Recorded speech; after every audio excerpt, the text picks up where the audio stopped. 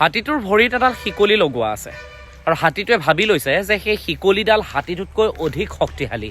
হাতীটোৱে কোনো ধৰণৰ চেষ্টাও কৰা নাই শিকলিডালৰ পৰা নিজক মুকলি কৰিবৰ বাবে, কাৰণ হাতীটোক সৰুতেই শিকলিডাল ভৰিত পিন্ধাই দিয়া হৈছিল আৰু হাতীটোৰ মনত এনেদৰে ভৰাই দিয়া হৈছে যে তুমি যিমানেই চেষ্টা নকৰা কিয় এই শিকলিডাল এৰি থৈ বা এই শিকলিডাল ছিঙি তুমি কেতিয়াও পলাব নোৱাৰা।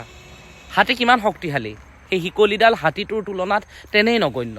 কিন্তু তাৰপিছতো হাতীটোৰ মনত যি দৃঢ় বিশ্বাস সোমাই গ'ল শিকলিডালৰ প্ৰতি, ঠিক তেনেদৰে আমাৰ মনতো বিভিন্ন সময়ত বিভিন্ন দল সংগঠন, আমাৰ অভিভাৱক, ওচৰ চুবুৰীয়া বা পৰিৱেশে বিভিন্ন ধৰণে বহু কথা সোমোৱাই দিয়ে।